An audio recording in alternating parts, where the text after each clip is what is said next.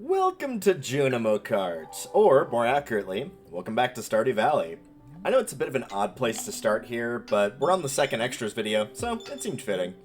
Today, we're going to be clearing out the last of the things I want to show, but if I did miss anything, or if there's a lot in the 1.7 update that's eventually coming out, I'll be doing more, so do let me know if there's anything that you want me to show.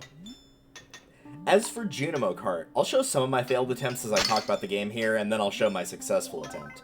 For those who have been watching, you'll know that the key quest requires that we get 50,000 points in endless mode of this game.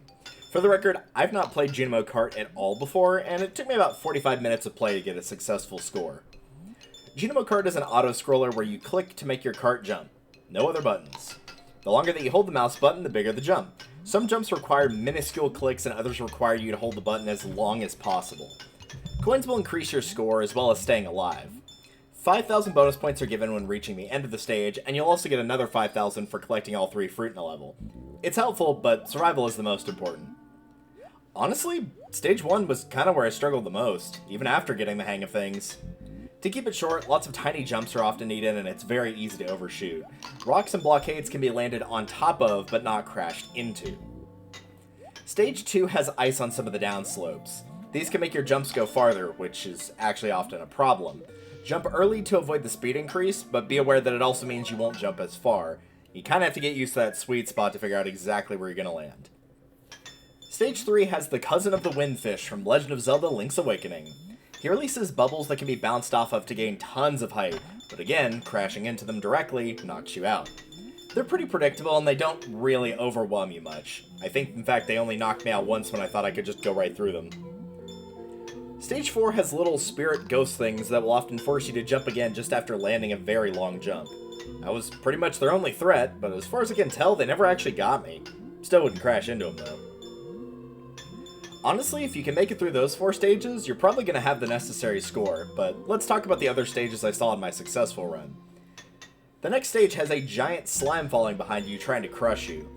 This matters on an auto-scroller when you're going at a fixed rate, because there's slime on the track to slow you down. Just jump over it and avoid it. Now for the last stage that I made it to, which was a sort of glowy mushroom stage. The mushrooms are platforms that appear in pairs. When one falls from your weight, the other rises. These show up in a lot of Mario games, so if you see me play those, it's that kind of idea. Keep them balanced enough to keep yourself on the track. Additionally, there are mushrooms on the actual track itself that will shoot projectiles as well that you want to avoid crashing into.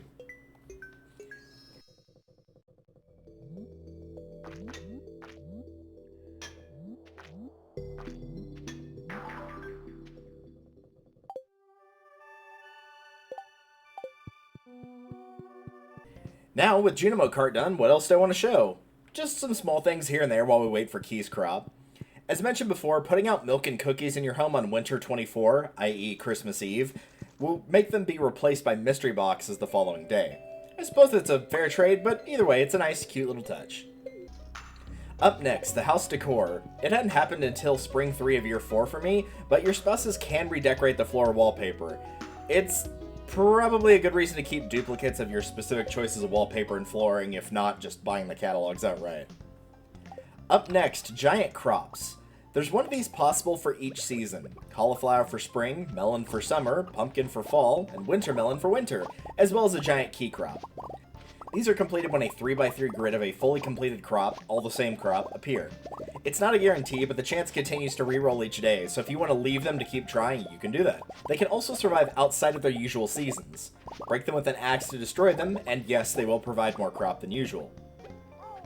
Speaking of Key's crop, it finally appeared on Spring 15, right at the time as the Desert Festival. Finding key beans can be a bit daunting, but here's a list of ways to find them on screen. Since the Desert Festival was going on, I went with breaking rocks with bombs to maximize getting both calico eggs and key beans. If you're going to do this, expect to give up a very big bit of your island or town farm. For the Desert Festival, there wasn't really too terribly much in terms of the vendors that was important, but for the record, Marnie and George were on the vendors for day 1, and I picked up about 38 key beans then.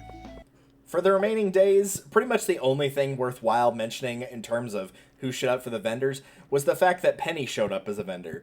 This means that you can get a lot of extra things like these moon and stars decorations, the pirate flags, things like that that you would normally only be able to get through her heart events after marrying her when she decides to redecorate.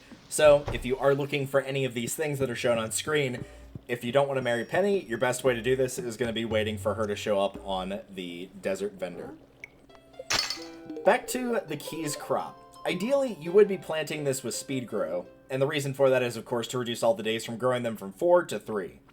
The early amounts of these are going to be the most important in terms of both finding the key beans and making them grow. You've got 14 days to make 500 of these, and all of the early ones you get should be going right back into seed makers to produce more beans. You could potentially get 0 seeds back, getting ancient seeds or mixed seeds, 1 seed back to break even, or 2 to 3 seeds to get more. Typically, though, it's not going to give you a deficit, as the ancient and mixed seeds are decently rare. Treasure totems are also a very good option for finding key beans if you can spare the resources. Key beans can be tilled up, so giving yourself a lot of artifact spots can provide these. Somehow, stupidly, I either lost or did not record myself putting in the 500 key fruit. Just know that I cleared out my entire island farm, either waiting for the crops to be harvested like the starfruit, or destroying the ones that keep producing like the coffee and the pineapple to maximize the plot of land. I also did a fair bit of fishing, using both the magnet for the bait and the treasure bobbers for the tackle to make the treasure chests appear a ton, as there's a pretty good chance to get a fair bit of key beans that way.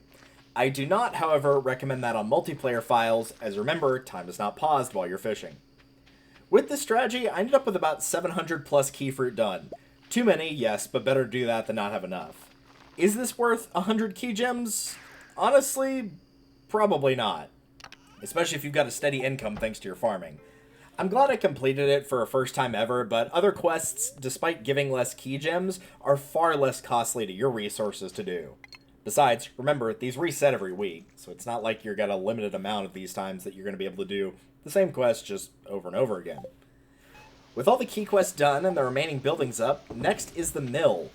3 things can be put in here: beets to make sugar, wheat to make wheat flour, and unmilled rice to make, unsurprisingly, rice. These will always be ready the following day regardless of when you put them in, and there is apparently no limit to how many of these you can put in. So if you want to toss in 999 beets to get 999 sugar, go for it. Next is the slime hut, but I did the commentary for that one live and in the final section. So for now, that's it for post-commentary me. See you guys if we do another video, or if not, in another project. Back to live commentary me. How fitting that for the end of this video, I was like, alright, we'll just start a new day here, and today is the green rain in summer. This is summer 16, as you can tell, of year 4. Let's pop that up right here. But yes, this is sort of the end of this video, and at least for the time being, this is all of the extras I want to show off. Oh hey, River's gotten up to her oldest stage that she can in-game, quote-unquote. So yeah, a fair bit has happened. I've gone over most of this in previous parts, but yes, we did adopt a daughter. This is River. Got about 4 hearts with her thus far. Rio is fully maxed. Just kind of wanted to show off the final things live and then end off the project for the time being. Again, if more appears in the game with the update, because we don't have a date for when that 1.7 will be out, but when that does happen, if there is enough that I would consider making more videos on it, then I will do exactly that. Also, as a side note, because the green rain is active, you might be thinking, well, why is there nothing on your farm? Even the green rain does count as debris, so by having the golden clock, there is, of course, no debris here. So that's why that is the case. Did I check in here to see if this was ready? No, these are not ready. Okay. See, I'd got my routine basically built. Basically, everything is here. The final 2 things I wanted to talk about on my end for... Thank you, Gus. On my end, for the final things I wanted to show off was, first and foremost, over here, oh, the wine's already, is when I talked about not that long ago about putting beets, rice, or wheat in here to get their various components. 132. I just wanted to point out that there is no limit to how many grains of rice or pieces of wheat, etc. I just used a bunch of the excess that I had in this chest right here, all the mixed seeds and stuff, and planted them on the island farm after the key crop was done. So I literally just transferred all the unmilled rice into regular rice. So I'm just going to toss that in here. But yes, there is no limit to how many you can do. They will always be done the next morning. So you can, literally throw them in at 150, pass out, and right after that you will have them all available. So did want to point that out. After I grab the wine here, obviously I do want to show a little bit of the slime hut and talk about that. There's a few people that do very good videos that are only about 2 minutes long that explained it pretty well, and I think I've got sort of my base understanding knowledge of it, but I will go over that and explain it as best I can. Recommendations that you are going to want for this is you are going to want to have the Wicked Statue recipe unlocked. You can get that from Krobus on any day. It's not too terribly difficult of a recipe to make. It is just stone and coal, so it's very easy to do. Toss these in here and grab my starfruit. So you are going to want that. I would also heavily recommend having the slime ring. By defeating by defeating 1,000 slimes, you can get that from a reward for Monster Slayer, and it will mean that slimes cannot damage you. I wouldn't say it's required, but it's definitely something you're probably going to want. Especially if you are using the higher level slimes, as of course they're going to do more damage to you. So do bear both of those things in mind. The reason you'd want the Wicked Statue is so that the witch will not come by and curse your slimes, because regardless of what slime color you choose, the witch can curse your slimes in order to change them into being whatever color they were to a black slime, and those will not produce any slime for you, so you are going to want that. I think we're good on this front, so let's head on down to that hutch. And I will show off what's in here. First and foremost, these are just the extra slime eggs I had. I went with making the purple ones because it's me, so of course I did. I'm going to put these in here, put that on so I can't take any damage.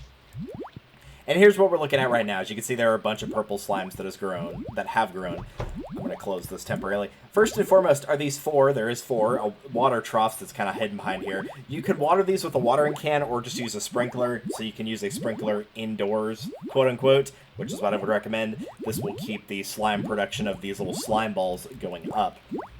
Wicked Statue I've already explained. The reason for the flooring down here... Oh, one of them is about to get a little freaky. The reason for the flooring here is any place that you put down flooring, it will not be able to spawn the slime balls. So if you want to have the slimes on one side and the slime balls on the other, you can do it vertically, horizontally, put them in a little square, however you want to do it, but it will make it a little bit more manageable in that regard. I'm going to move over here quickly, but again, they will not be able to damage me. These slime incubators with crafting, I believe, at level 8 for combat. You can craft these with 2 iridium bar each and 100 slime each. These are where you'll put your slime eggs into these 3 and these 4 over here.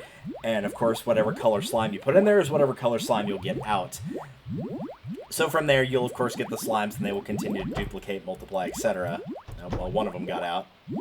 Let's see if I can get away from him. These slime balls, however, you can right-click and make a bunch of slime off of these. So as you can see, 124. Quite a bit from just that small amount. So the idea is that you would get those slimes, you would go place them in the slime machine here, you would get the slime eggs, and then with the slime eggs, i.e. the big ones right here, these obviously cost a fair bit, the red ones being higher than all the others that I've got here, but you can also use the purple ones for 5k or the tiger slimes for 8k. So that is their sort of purpose for being sold. Oops, didn't mean to go back in there. So that's essentially how the slime hutch works. It's kind of... It functions a fair bit like the other barn things do, the coop and etc. Of being able to use it and make money that way. The only difference is you can sort of, instead of reusing your products of like, oh, I'm going to take the mayonnaise and just sell that like through the eggs, it's you'll use the slimes to make slime eggs, and you could potentially use the slime eggs to make more slimes and just keep going that way. Or the other option is, depending on if you're trying to go for a specific color slime or anything like that, you can of course just not do that and sell the egg as it is, as the eggs are where you're going to make the profit from. Either one of those really works. It is just kind of up to you what you want to do. Other than that, I think I've talked about everything here. I've already shown Kiana at this point. And there is not too terribly much else going on, so I'm just going to kind of do my routine here and call it a day. I do want to point out that one thing I am not going to show, that I thought I was going to, but it turns out it took more work than what multiplayer friends have time for right now, which is a bit of a shame because it really doesn't take that much time, is the multiplayer aspect, and that might be something that I do just later on down the line, but not right now. Interestingly enough, I talked about this in an earlier section, but in case it got deleted, I will talk about it again. The cabins that you can create those in a single-player file. However, despite this, you can't upgrade the cabins, the ones that you built, unless you are not the host of the multiplayer file. Any other person can do that, even though the money is shared. So quite literally, it's a cabin that I built that I would spend my money on, but because I'm not player 2, I can't do that. Imagine a world where somebody would upgrade your house for you for free to give you like an additional bathroom or something like that, and you'd be like, absolutely not, that's ridiculous. Just why? Just why? Yeah, I don't know. But it also does mean that, as I found out, if you ask them to, if you ask Robin to upgrade somebody's cabin to give it a kitchen or anything like that, you can't have Robin upgrade the cabin and then have the other multiplayer person leave. They have to stay there every single day while that cabin is being upgraded. If they do not, Robin will stop construction, because we did try to upgrade the cabin. So I do want to point that out. It's not just because of the green rain. We did it like in-game a week ago whenever we had a little bit more time on our hands. And yeah, as it turns out, you completely and totally cannot do that. Is it stupid? Yes. But is it reality? Also yes. Other than that, though, honestly, I'm glad with how far we've came. I'm very proud of this file. This is bar and away the most I've ever done on a file before. And I mean, like, all we're kind of left down to is, like, sure, I could keep just going to sleep, waking up, and, like, talking to River, quote-unquote, to get my hearts up to 10 with her. I could do that, sure. You wouldn't be interested in watching that, though. It'd be incredibly boring. Crafted every item, got every animal in the game, and got them all pretty much up to full hearts. Granted, Kiana's very late game, because this is 100%. Got all of the different special items and powers, finished off all the collections, and I showed off basically everything I wanted to show. It's been a lot of fun, honestly. I've enjoyed this project quite a bit. It was a great combination of constantly wanting to record and being like, oh, but I don't have enough file space, I've got to edit more videos. And the fact I did this one as far in advance as I did, because we're currently on October 6th, of 2025, you guys are seeing this probably in March or April of 2026, should give you an idea of how far ahead I was on these. But the project has been a lot of fun. Like I said, I am going to do more videos of this depending on how much the 1.7 update in addition has.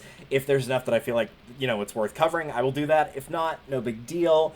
I might do the multiplayer at some point, but really all I wanted to do in the multiplayer was upgrade a cabin fully to show off that you can make it the same size as, like, this house, even on the outside it's clearly not. And I was going to have various people decorate, you know, individual rooms so they would kind of have, like, their own legacy on the farm, but if that's not a doable thing, then that's totally fine. Regardless, though, that is it for Stardew Valley for right now. At this point, if you've already seen it, you probably already know it's done. If Mario Baseball videos are going back out, that means that is the next project that I have worked on towards. This one's going to take quite a bit of editing since it's the extra video, but Mario Baseball is currently the only main project on this channel I have going for the time being. We still need to finish up Pokemon Heart Gold Soul Silver Versus, and we're nearly done with that. We probably have, like, maybe at most 2 more streams for that, but probably just 1. And aside from that, we're working on Wind Waker, but it means my project list is clearing out a little bit, which is good. That means I have more time to work on other things and more projects to look into for things that I do want to show off.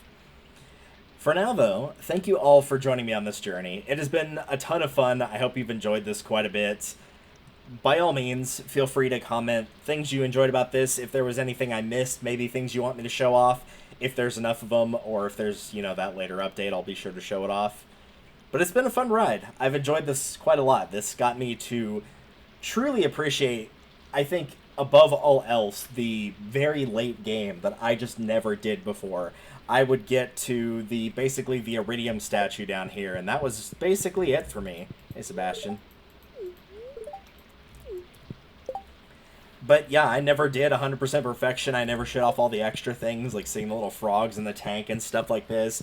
Never did any of that. Definitely never decorated to this degree. I love how this came out, even if it's got a bit of a weird tint to it now because of the green rain going on. All of it turned out really great. I absolutely adored this project. I wouldn't even say it was necessarily so much a passion project as it was just one I wanted to keep going on 24/7. I just wanted to not stop. I was going to pet Callie, but I guess I've already done that. Also, as a side note, the poppy seed muffin here, as you saw, this is the gift that was given to me, I believe, by Emily. So I'm sure it has gone bad by now. Hi, River. How's it going? Mind your way? But that's going to do it for me for Stardew Valley for the time being. So if you see more videos, assume that either I missed a bunch of stuff that I did not realize and wanted to show, or the 1.7 has come out. But for now, that's going to do it for me. I'm sure you'll be seeing me in Mario Baseball, and who knows, maybe that project's already done by this point. But I do genuinely want to thank you all for joining me on this ride and kind of, it was nice to see how many people were like, oh, it's so good to see you back on YouTube after so long. I don't know how you managed to put up with my shenanigans, and it's weird to think now that I'm, like, occasionally seeing things on, even though I don't really use it anymore, of, like, the Facebook from 15 years ago, that I started this channel in summer of, oh gosh, what would that have been, 2010. Summer of 2010, so I've been 15 years old. I'm now 30 years old, so I've literally been doing this on and off, mostly on, for half a lifetime now, and it's... I wouldn't necessarily say things have changed a ton. The recording setup's gotten better, but I feel like the vibes are largely the same, and I know a lot of people probably appreciate that, because it's one thing to have it always change and do different stuff, it's another to just kind of feel like it's completely detached from what it once was as people grow up and continue on their cycle of life. But regardless, I will figure out what project I'm doing in the near future. And there is one more thing I wanted to point out that is a very minor thing. This parrot egg, I finally found a level 4 parrot companion, which I had swapped out my level 3 for F-O-R, not F-O-U-R. A level 344, I guess. So, yeah, I did not actually use the little trinket thing up here to change the trinket. I've simply been moving other trinkets that I had over here and selling them if I had new duplicates, so I still do have that level 3 parrot egg right here. That will do it for me, though. So I'm going to let my farmer, after many, many years of work, actually get to bed at a reasonable time. And I know Sebastian tends to like to sleep in the beds up here, so I think we'll call it right here. Thank you all very much for watching this Let's Play of Stardew Valley, and I will see you all in the next one. As for what's coming up next, outside of that Mario Baseball, I've said it once before, and I'll say it again. The sky's the limit.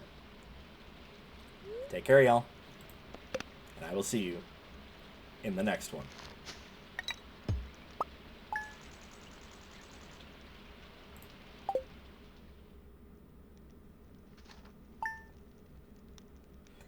Day 17 of year 4. Man, I cannot believe that. It's absolutely crazy.